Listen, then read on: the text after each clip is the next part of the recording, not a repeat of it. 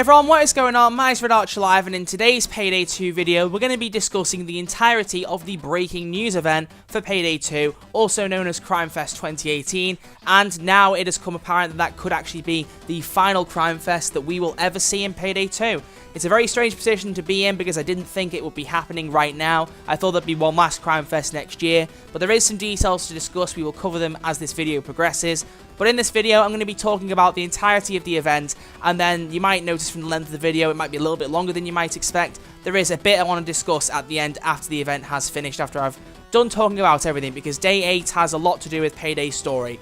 And without spoiling too much, and you'll see from the title of the video, it's something about the ending of Payday 2, and the game basically coming towards a close, and the story coming towards a close. If you haven't been following the news, there are spoilers. I will warn you as we go along. There'll be a few minor spoilers for 2 of the heists, and then pretty much as soon as I start talking about the White House heist, which is the final heist in the event, it's going to be spoiler territory from there. So I'll leave the warnings until we get to those points. Keep an eye out for that. But either way, we're going to get into this, talk about the event, and then go on from there about what this means for Payday 2, not only on PC, but on console, and just for the game as a whole. Will console versions get the update anytime soon? What will the updates be like when we get them? You know, how much will be in each update? How many more updates do we need? Is this the end of Payday 2? These are all questions we're going to be answering today, so let's get into it. First off by covering the event, and then we'll get into my thoughts and opinions after that. And just like my last video of the Hell's Island gameplay, I want to thank again my friend on Twitter, NotReallyJacket, for sending me over some gameplay of both No Mercy and the White House heist, both of which are involved in this event, both of which we'll get into very shortly, but also both of which I've got gameplay of from him, so thank you to that. Links to his Twitter and YouTube if you want to support him are in the description, just like last time. Now, the last time I did a video on the breaking news update was on Saturday, and the day before, last Friday, I covered both Day 1 and Day 2 in separate videos. Day 1 talking about the Golden Houston masks that have been added, as well as my predictions for the entirety of the update, looking at all the clues, and what I thought was going to be added as the event proceeded, and also what that meant for console versions. The second video was gameplay of Hell's Island sent by Jacket, and it was just me introducing the heist and leaving it as gameplay for you all to watch and enjoy. For those of you who didn't see that, and if you aren't bothered about spoilers for Payday 2 story, I will explain it now. If you are bothered, just kind of zone out for 10 or 15 seconds because it won't be a very long spoiler. But all that happens in the heist is that you break Bain out of a prison on an island off the coast of Oregon, being run by Kataru, which is the enemy mercenary group. I've got the name of him finally, and also the dentist. So we break Bain out, he kills Kento, and we get Bain out with Locke's help. So it's a really good heist. It was really, really enjoyable, and it set a very good precedent for the event, and I'm happy to say that the heist only got better from that point. But first off, we look at Day 3, the next day after the Hell's Island heist was released. On Day 3, the t-shirt competition was started, and at the time this video is being made and the time this video will release, there is still 2 days left to enter if you are interested. All you have to do is design a t-shirt and enter it the competition. I will leave a link in the description to the Steam post that mentions it, but you have to enter by the 4th of November. It could be a meme, a piece of artwork, it could be anything related to Payday at all on a t-shirt. Send it over, and you never know, you could win the competition. As I said, details will be in the description, but not really much else to cover on that front. Now on Day 4, we saw 3 new weapons added to the game, each of which with a small description that I will read out to you guys now. First off, the Claire 12-gauge shotgun, whose description reads, "Sending a message has never been easier, blast not once but twice with this double-barreled secondary Western cannon." The next weapon added was the MTAR-21 assault rifle, whose description reads, "Thanks to its compact size and high rate of fire, this performance rifle will fit the needs of most heisters, loud or stealth." And then finally, we have the DECA Technologies compound bow, whose description is, "When bows are your jam, but you want to look like a professional. Slap a sight on this bad boy and you have a precision instrument." All 3 of these weapons sound amazing. They sound really good in game, 2 of which would be definitely good for stealth or loud. The shotgun, I'm not too sure about the concealment mods there. That might be feasible for dodge or for stealth builds, but I'm not too sure, so you have to get back to me on that. But the 3 guns look really good. I was really impressed with them because sometimes you add guns and the stats are a bit similar to other weapons. I imagine the MTAR is probably suffering from that, and the compound bow may be similar to the English longbow, etc. But something that's still unique, even if the stats are similar, is the best thing to see with guns added in Payday, especially at the point now where there are so many weapons that you just want to have something that's unique and special when it gets added for free. And I feel like all 3 of these guns do that, so it's really nice to see some special weapons added for this event. It's also worth sliding in as a little note for PC players if you're watching this that a bunch of safes were added back into the rotation. There is a massive list, but I will say it's just most of the community safes and then a bunch of safes from different characters in Payday 2 that have been released over the years. I think pretty much every safe has been added to the game as part of like a little nostalgic feel it wants to have, which is more fitting considering where this event is going, which we'll get to shortly. But if you want to open some new safes, or should I say more fittingly some old safes, they've been added to the game. As for console versions, I don't think we'll see safes and skins. I've talked about it before. I don't think we'll see them, but time will tell, and we'll see what Goris has to say the next time there is an update. Next up for day 5, no actual content was added to Payday 2, however some small bits of footage from unused live action recordings was released onto their breaking news website, which I'm showing now in the video. Just some small takes from what I heard was from a trailer they scrapped for Car Shop. Not too sure about the validity of that claim. I think it looks accurate. I mean, they do drive out of a window with a car, so I mean, what else are they going to do with a Car Shop trailer?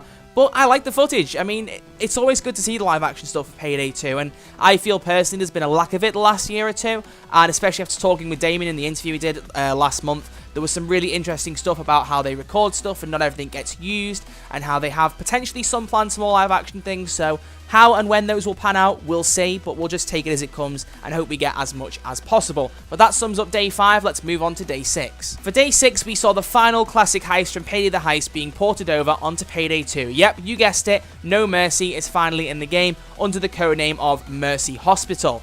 I think this is a brilliant heist. I've looked at it, I've seen the gameplay in and out, and I think it looks remarkable. As most of you guys know, I never actually had the opportunity to play Payday the Heist. I've always been an Xbox gamer in the time when Payday 2 and Payday the Heist were out. So when Payday 1 came out on PS3 and PC, I wasn't able to play it, and still now I haven't got access to the heist. So I've had to watch loads of gameplay, have a look at what I think, and from what I've heard, it is a really, really brilliant port from the first game. It holds all the same things from the first game. Nothing's changed in a derogatory way. A few complaints were that they didn't actually add a full-on stealth walkthrough like they did with First World Bank, because in the first game, First World Bank was not fully stealthable. They changed that for the port, so would have been nice maybe to see that in the hospital, but honestly, the heist just looks brilliant. It looks really good, and as you're seeing from the gameplay, I really like the way it looks, and I'm quite happy with it. So it'll be a good heist to see when we get it, but for anyone on PC, you got a good time waiting for you with Mercy Hospital. It's a really, really good one. And I should obviously touch on the lore of the heist as well, because this is a very lore-oriented event, and especially the ending of it, which we're getting to, don't worry, there's not long left to go.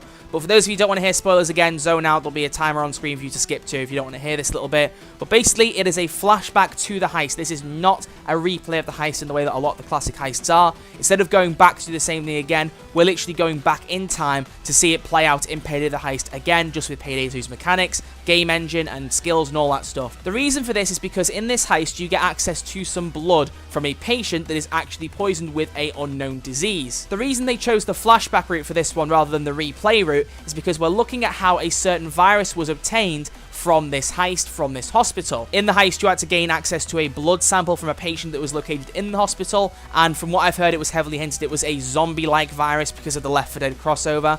So you stole that, and that was the main take from this heist. So why is that relevant now? Well, it's because when you broke Bain out, he'd already been infected with that exact same virus by Kataru before the gang got to him. So in a really advertent way, the gang have just poisoned Bain with the virus that they stole back in 2011 or 2012, whenever the heist released. So bit poignant, a little bit dodgy, but Bain was ill at that point in the storyline. Let's see how it goes going forward on day 8. But for day 7, all that's worth noting is that we have a live stream from Overkill. Some of the developers dressed up as doctors and surgeons, played a bit of Operation, had a good time. I haven't watched it myself. I've been told it's a very funny live stream, so feel free to go and check that out if you'd like to. But that's all we had for day 7. And honestly, not getting anything that day was fine, because day 8 is where we're going to spend a lot more time. I'm going to be live streaming tonight. I'm not sure whether it's going to be happening while this video is going on, whether it's going to be happening after the video goes live. Keep an eye on my channel and on your sub box. You'll know when the live stream is happening.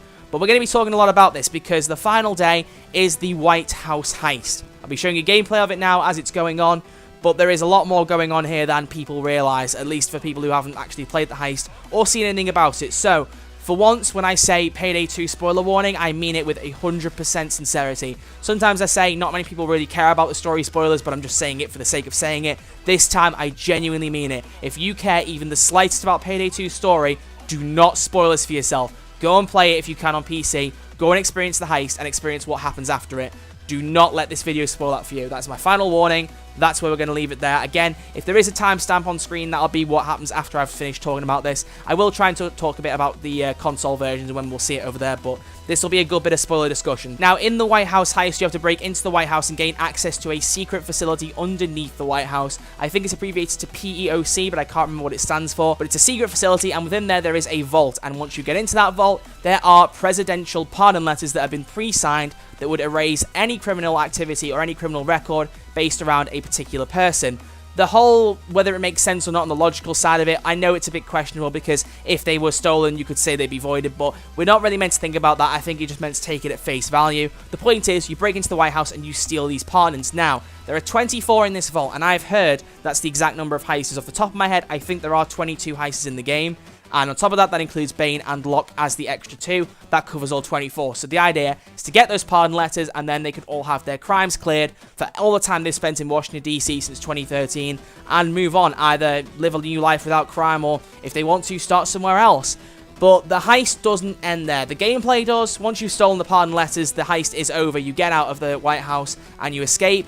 But it then takes a very dark turn that I didn't really expect from Payday 2. And that is that Bain actually dies. You did it, guys. You pulled it off. The damn White House. Proud of you. Damn proud. Now you're free. Free to... Oh. Is this... Oh my...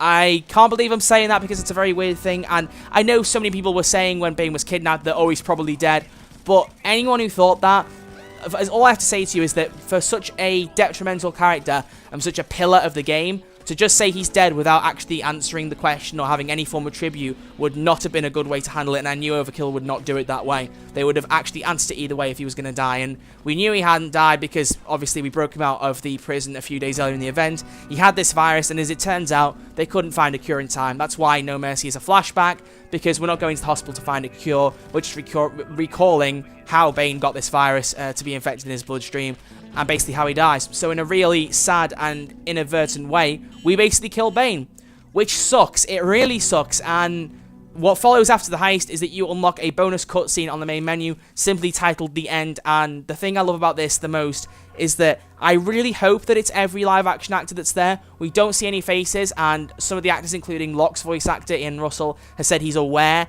as to whether or not it was the actual live actors, but he's not sure whether he's able to share the info. I really hope it is, but it's all of the main characters, apart from Ethan, Healer, and Rust, I believe, are all gathered around an empty hole in the ground. Well, not an empty hole in the ground, a hole in the ground that hasn't been filled over yet, presumably where Bain is buried. They're all stood around in the rain with umbrellas, and what happens is every heister throws their mask into that hole.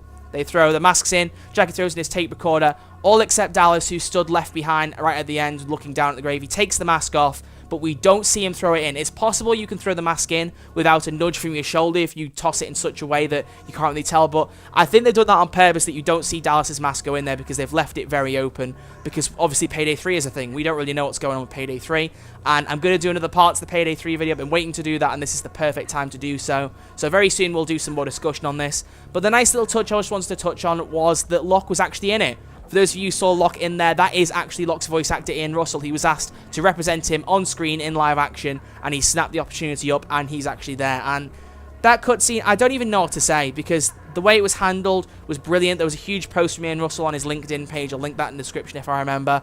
But he described it all and what a lovely experience it was. And for someone who played Payday 2 back in 2014 and never thought he'd say this, it's a very weird position to say that the story really, really surprised me with this game. The lore behind it suddenly picked up and took off after Reservoir Dogs, or even as early as Alaskan Deal, when Locke supposedly betrayed the gang. At that point, things just started to go off in a direction that I never really imagined it would. I mean, yeah, sure, we had Hoxton saying he'd been betrayed, that we killed Hector, he was the traitor and all that, but that's not really a main plot arc. That's just something that, you know, keeps going for a couple of heists. This is something that's been spanning nearly a year now, if not over a year. So it's really interesting to see it come to a conclusion at this point. And I'm still almost processing it. It's very weird because for a game I played for so long, for it to suddenly end like that, and especially in the position that we're in as console players where we haven't experienced it, we've seen it on YouTube, we've seen our content creators talk about it who play on PC. I'm very much a spectator at this point. I can't play the game on my PC, it can't handle it, so I haven't been able to play it. I've got the gameplay, as you guys know, otherwise I'd record the gameplay myself. But it's weird because it basically means now that Payday 2 is done. There's messages from Overkill, from staff members, from voice actors. There's been loads of stuff outpouring about the end of Payday 2 and its story. And the one thing I want to address is that I have said, and I still stand by this, is true, Payday 2 is getting support until 2019, or at least until the end of 2019, from what I believe.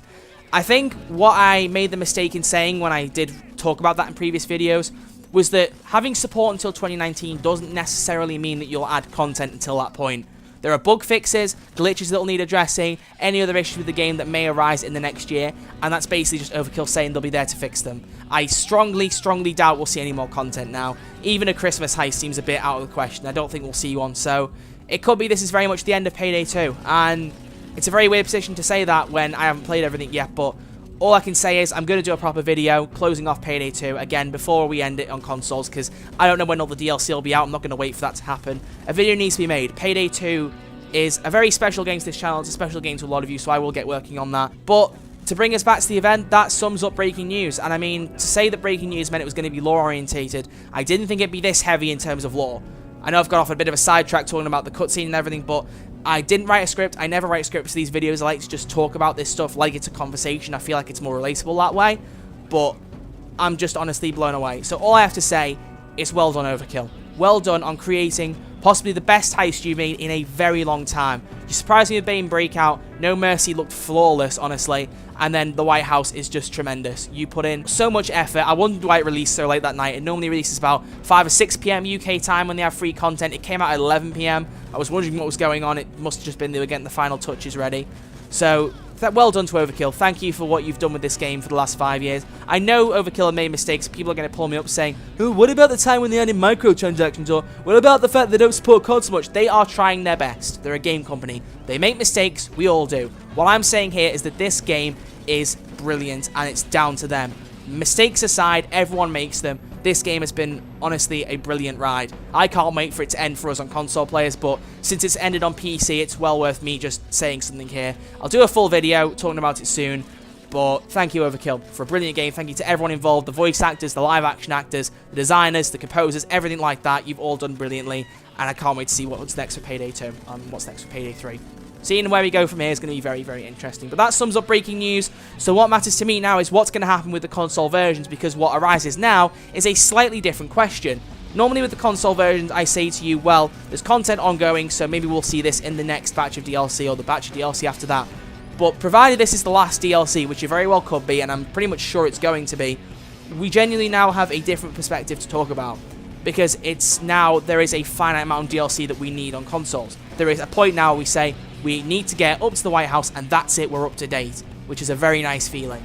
So, what are we going to do? We're going to get this next update. I've talked about it before. It'll have all of 2017's DLC. I can say that with almost complete confidence. Goris confirmed Joy being added, who came out in August, so what that means for Spring Break 2018 in April, I don't know. That's a grey area. I'm honestly not sure yet, so I can't say anything one way or the other until I know for sure. But it's going to be very interesting. I think, honestly, what's been added to the game can be done in 2 big updates for console. I firmly believe that, and whether or not they add the safe house and season skins, forget that. That's irrelevant at this point. If they get added, great. If they don't, it's not the end of the world. But to me, if they can do it in 2 big updates, I think that's probably the best way to handle it. One more update this year to catch us up at least some part, and then next year, round it off. Bring the console players up to speed in a way that a lot of people were very cynical about, in a way a lot of people didn't ever think we'd see happen. I have complete faith in Overkill that next year we will see Payday 2 up to date with PC. And it'll be a good feeling. I'm sad that my goal of seeing the very last update released on all platforms at once never was actually made real. Or at least I don't think it's going to be made real now, but there's always room to improve, and with Overkill's The Walking Dead and Payday 3, who knows, consoles may just be up to date as PC. We'll just have to see. But that rounds off the video. I know it's been a tiny bit of a ramble and I went off talking about the trailers and everything, but it's a very different video to make this time because, you know, there's a lot more to do with the story. There's a lot more to do with the actual lore towards the game and what's been going on around it. So thank you all for watching. Thank you all for all your support on all my Payday 2 videos this year. This year has been a mental ride for Payday 2, and it's took off on this channel in a way I never thought it could. And it's the only way is up. We've got more console videos coming soon, more console content, and we'll be talking about Payday 3 very soon. My goodbye Payday 2 video will come out in the next week or two, so stay tuned for that. And other than that, thank you all for hanging out. Much appreciated as always. Hope you enjoyed the stream tonight. I hope you all get in there, get talking about what happened in breaking news. There is a big discussion that we all need to have. I can't wait to see what you guys have to say about it. But other than that, thank you all very much for watching, and I will see you all in the next video. Thanks for your support as always, guys, and take it easy. I'll see you all soon.